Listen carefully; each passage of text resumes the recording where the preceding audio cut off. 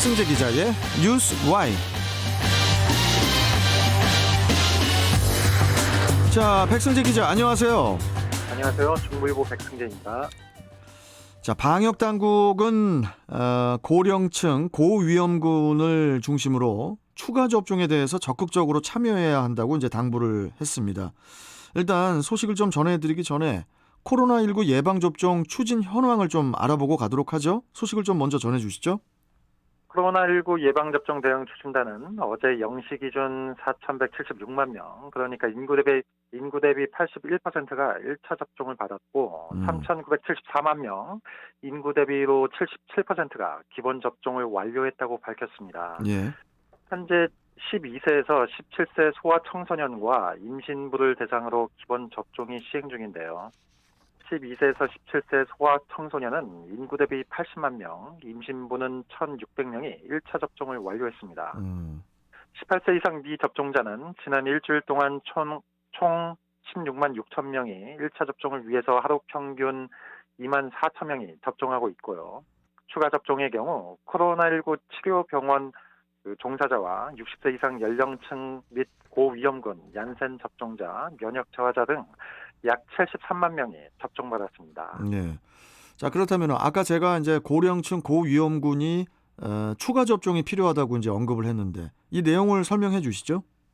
추진단은 코로나19에 감염될 경우 중증 사망 위험이 높은 60세 이상 고령층과 요양병원 시설 및 감염 취약 시설에 입원하거나 입소 중인 분들은 추가 접종이 반드시 필요한 만큼 적극적인 접종 참여를 요청했습니다. 네.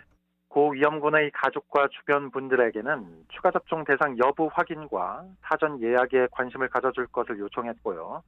접종을 할 때 동행을 하고 이상 반응 모니터링도 함께 해줄 것을 강조했습니다. 우리나라 코로나19 예방접종 완료율은 인구 대비 77% 정도인데요. 높은 접종률에 힘입어서 코로나19로 인한 중증 사망 예방 효과도 90% 이상으로 높게 유지되고 있습니다. 10월 2주 기준 위중증 예방이 92.4%, 사망 예방은 95.9%입니다. 실제로 최근 5주간 코로나19로 발생한 사망자 452명 중에서 미접종자와 불완전 접종자의 비율은 72%인 반면 완전 접종자의 비율은 28%로 단순 비교할 때 2.5배 이상 큰 차이를 보이는 것을 확인할 수 있는데요. 다만 80% 수준의 접종 완료율과 90%를 넘는 중증 사망 예방 효과에도 불구하고 최근 방역 상황은 안심하기가 어렵습니다. 근데 이제 제가 조금 궁금한 게요, 백승재 기자. 네네. 접종 완료율도 높고 또 중증 사망 예방 효과도 있는데 왜 그 방역 상황이 안심하기 어려운 거죠, 계속? 이 전파력이 높은 델타 변이가 우세종이 된 7월 이후부터 이 확진자와 중증 환자, 사망자 수가 모두 증가 추세에 있고요. 지난 1일부터 단계적 일상 회복으로 전환되면서 증가폭이 지속하거나 확대될 가능성이 있기 때문입니다. 기본 접종 후에 시간 경과에 따른 접종 효과가 감소하고 이로 인해 돌파 감염 발생 등의 영향으로 확진자 중에서 상반기에 접종한 고령층의 비중이 증가 추세에 있는 것도 이유입니다. 그래요. 11월 1주 기준으로, 첫 주 기준으로 전체 확진자 가운데 60대 이상 고령층의 비율은 약 30% 수준이고요. 일평균 발생률은 지속적으로 높아지는 가운데 전주 대비 1.5배 증가했습니다. 아울러 요양병원과 시설 등 감염 취약 시설을 중심으로 집단 발생과 확진자가 늘어나고 있는데요. 이 시설에 입원 입소자가 감염될 때 중증 사망 위험이 높은 고위험군이라는 점에서 고위험군 본인들은 물론이고 종사자들까지 추가 접종이 필요합니다. 따라서 예방접종을 통한 중증 사망 예방 효과가 높게 유지되고 있다고 하더라도 델타 변이 우세종화, 접종 효과 감소, 집단 발생 증가, 단계적 일상 회복에 따른 방역 수칙 완화 등의 영향으로 이 확진자가 증가할 경우에 불가피하게 중증 사망도 증가할 수밖에 없다는 점에서 고령층 등 고위험군의 보호와 의료체계 유지 등을 통해서 단계적 일상 회복으로의 안전한 이행을 위해서는 고위험군에 대한 추가 접종이 강력하게 권고되고 있습니다. 아니 근데 상식적으로 접종 효과 감소가 이게 효과가 너무 빨리 떨어지는 것 같기도 한데. 예. 네네. 여하튼 그렇다면은 당국이 이제 코로나19 추가 접종 방법을 어떻게 안내를 하고 있습니까, 지금?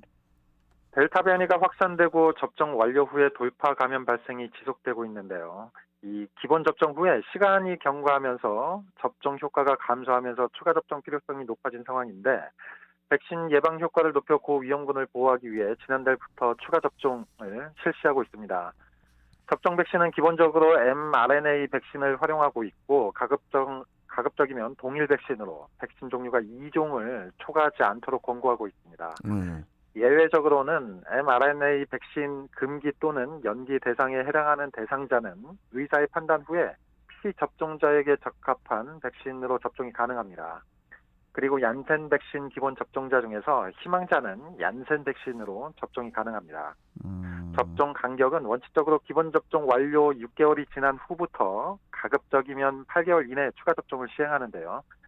단 국외 출국과 질병 치료 등의 사유가 있을 경우에는 기본 접종 완료 후에 6개월을 기준으로 4주 전부터 추가 접종이 가능합니다.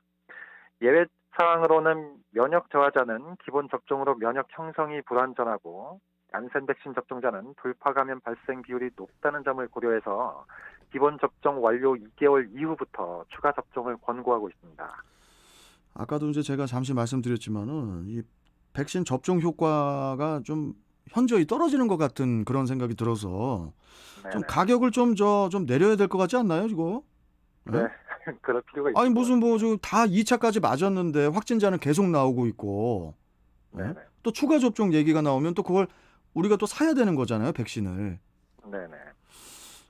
가격 참이 여하튼 코로나와의 싸움이 지금 계속되고 있는데 분명히 뭐 끝에는 우리 인간이 이기겠지만은 그 날이 좀 빨리 왔으면 좋겠습니다. 네. 자, 뉴스와이 중부일보 백승재 기자와 함께했습니다. 고맙습니다. 예, 고맙습니다. 네.